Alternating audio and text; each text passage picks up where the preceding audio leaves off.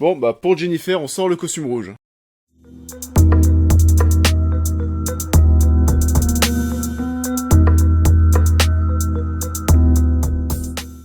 Bonjour à tous, j'espère que tout le monde va bien, et aujourd'hui nouvelle critique sur la chaîne, et on va parler de Red Sparrow, le nouveau film de Francis Lawrence. On retrouve donc Francis Lawrence qui était aussi le réalisateur des films Constantine en 2005, Je suis une légende en 2007, De l'eau pour les éléphants en 2011, et la saga Hunger Games bien sûr, hormis le premier film. Francis Lawrence a donc l'habitude de travailler avec Jennifer Lawrence, et d'ailleurs il n'y a aucun lien familial entre le réalisateur et l'actrice. Il la retrouve donc une nouvelle fois pour ce film, Red Sparrow. Sont aussi présents dans ce film l'acteur belge Matthias Schoenaerts, bon ok on va l'appeler Matthias, mais aussi l'Australien Joel Edgerton, qui est un acteur que j'aime beaucoup parce qu'il a une bonne bouille, et on l'a pu le voir dernièrement dans pas mal de films, par exemple l'année dernière dans It Come at Night et Loving. Et si je devais vous conseiller un des films dans lequel joue Joel Edgerton, et bah ça serait bien évidemment Warrior, le film sorti en 2011 de Gavin O'Connor. Et en plus dans ce film il y a Tom Hardy, et quand il y a Tom Hardy, et bah c'est encore mieux. Red Sparrow nous raconte l'histoire de Dominica, une jeune ballerine dont la carrière va s'écrouler suite à une blessure. Contre sa volonté, Dominica va être recrutée par les services secrets russes qui vont faire d'elle une espionne au service du pays. Dominica va donc apprendre à devenir un moine et à savoir utiliser les pouvoirs de son corps pour arriver à ses fins. Et bah ma foi, pourquoi pas, ce Red Sparrow c'est plutôt pas mal en fait.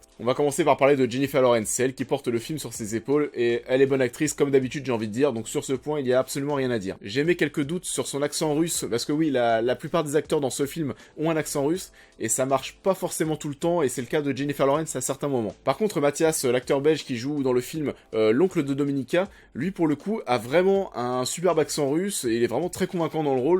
Pour le coup, lui, ça marche très très bien. Et pour revenir à Jennifer Lawrence, en plus des cours qu'elle a pris pour essayer de choper cet accent russe, elle a aussi pris des cours de danse avec un danseur de ballet pour toutes les scènes de danse classique que l'on va retrouver au début du film. Bon, sinon, bien évidemment, ce qui va marquer le film, ça va être la mise en avant du corps de Jennifer Lawrence comme arme de séduction, et on va bien sûr la retrouver assez souvent nue dans le film, que ce soit dans les scènes où elle est sous la douche, ou on va même aussi beaucoup la retrouver en sous-vêtements. Et oui, on a aussi une scène de nu intégrale où Jennifer Lawrence laisse apparaître une bonne partie de son corps. Et à ce propos, l'actrice avait fait part de son souhait de tourner cette scène de nu intégrale après le scandale qu'il y a eu des photos leakées en 2014 il me semble. Parce que oui, pour ceux qui n'ont pas suivi ce qui s'est passé en 2014, il y a eu énormément de photos de femmes, majoritairement d'actrices, des photos privées donc elles ont prises elles-mêmes, où elles étaient la plupart du temps soit nues ou fortement dénudées, et ces photos se sont fait pirater et ont été donc diffusées sur internet, et Jennifer Lawrence faisait partie de ces personnes qui ont été les plus touchées, si ce n'est même la plus touchée. Et cette fois-ci, avec ce film Red Sparrow, c'est Jennifer Lawrence qui a décidé elle-même de dévoiler son corps au grand public, donc ça lui permet, d'après ses dires, de pouvoir reprendre le contrôle sur sa nudité. La plupart des scènes de nu se déroulent dans une école un peu glauque qui est dirigée par Charlotte Rampling, qui a la gueule parfaite pour jouer ce rôle. Et pour la petite anecdote, il a vraiment existé une école de la sorte durant l'époque de l'URSS, où des femmes étaient entraînées à savoir utiliser leur corps auprès des hommes, et on appelait ces femmes les moineaux. Comme dans le film en gros, rien d'original. Et je ne sais pas vous, mais je trouve que les scènes qui se déroulent dans cette école sont les plus marquantes du film, parce qu'on a vraiment quelque chose d'assez glauque, d'assez original j'ai envie de dire, parce que personnellement je n'avais jamais vu ça, et au final c'est ce qui fait que ces scènes dégagent une grosse ambiance, et c'est vraiment ce qui va nous marquer. Vous avez des scènes où les étudiants doivent se déshabiller devant la classe entière, ou alors même faire une fellation à un inconnu pareil devant la classe. On pourrait résumer le tout avec une phrase que dit Charlotte Rampling à un moment à Jennifer Lawrence, où elle lui dit grosso modo que l'État lui a nourri son corps, et maintenant que l'État souhaite récupérer son dû. On a aussi une autre phrase assez glauque dans le film qui résume parfaitement l'ambiance du film, en tout cas dans cette école. À un moment, Jennifer Lawrence refuse de se faire violer par un étudiant, et on va quand même lui sortir: est-ce que votre honneur mérite qu'on se sépare de l'un de nos meilleurs étudiants? Ambiance.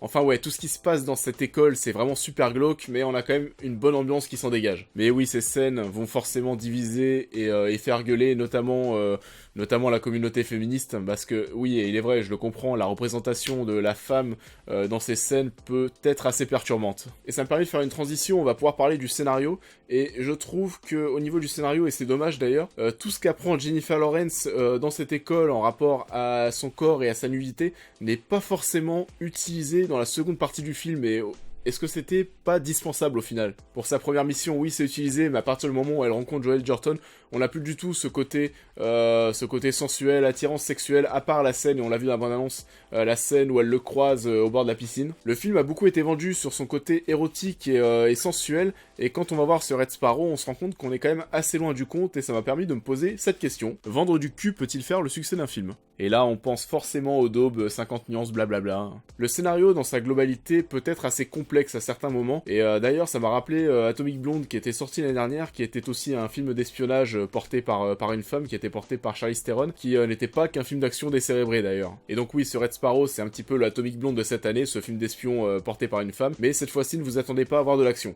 On a pas mal de retournements de situation qui marchent bien, oui et non. Oui, parce qu'on est en général assez surpris de tout ce qui se passe, notamment dans son final. Et d'un côté non, parce que le film bouge dans tous les sens, et il y a vraiment des moments où on ne sait plus, c'est Jennifer Lawrence est une espionne, une agent simple, une agent double, une agent triple. Ça pourrait rendre le tout intéressant, mais on est vraiment quand même assez paumé face à tout ce qui se passe à l'écran quand on essaye de suivre le scénario finalement. Et le film est assez long, il dure 2h20, et je pense qu'il aurait certainement gagné à ce qu'on puisse lui retirer une bonne vingtaine de minutes.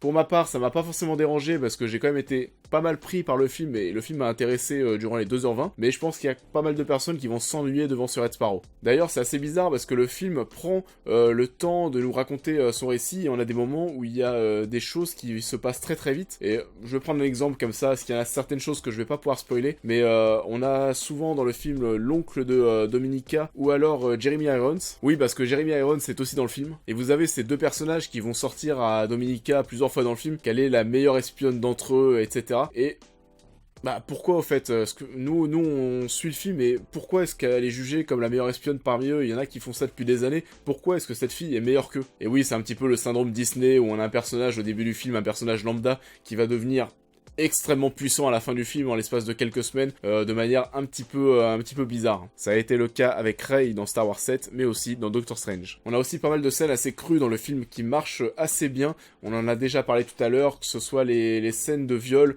mais aussi les scènes où Jennifer Lawrence se éclate des gueules au calme, mais aussi les scènes de torture durant les interrogatoires avec les Russes. Et bon, les Russes ils sont pas là pour blaguer et ça marche plutôt bien aussi. Et je vais maintenant parler d'un des gros points forts du film, qui est sa mise en scène et sa réalisation. On a une excellente introduction, ça doit durer quasiment 10 minutes avant l'apparition du titre. Et qu'est-ce qu'on y trouve dans cette introduction? On a donc un montage alterné entre la vie de Jennifer Lawrence et de Joel Edgerton, et le tout est constitué de très très peu de dialogue, donc ça laisse vraiment place à la contemplation de l'image et à la musique qui est assez forte, et ça marche super bien, donc encore une fois, superbe introduction. On a aussi de super plans durant tout le film, et donc oui, Francis Lawrence a vraiment du goût en matière de cadrage. D'ailleurs, il y a un gros travail qui a été effectué sur la symétrie de ces plans qui nous rappelle le travail de beaucoup d'auteurs, dont notamment Kubrick ou encore Wes Anderson par exemple. Et comme je peux aussi avoir quelques tocs, et ben je dois dire que ce travail sur ces cadrages symétriques me plaît beaucoup. Le film est très froid et c'est parfaitement représenté par l'étalonnage de l'image. D'ailleurs, pour exemple, les logos des producteurs au début du film ont aussi profité de cet étalonnage plus froid. Et on retrouve une puissance assez similaire à la scène d'introduction du film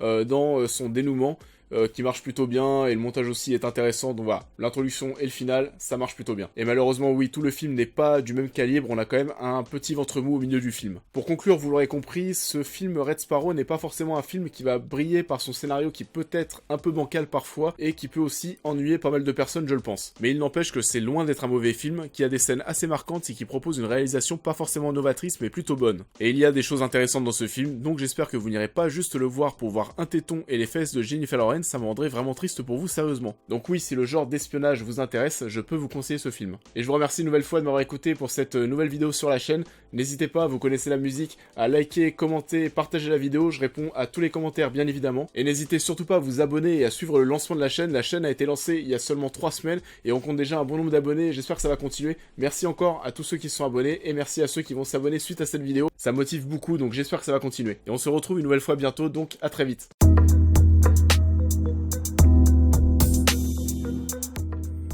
Bon bah va falloir y aller hein. Avant-première Taxi 5.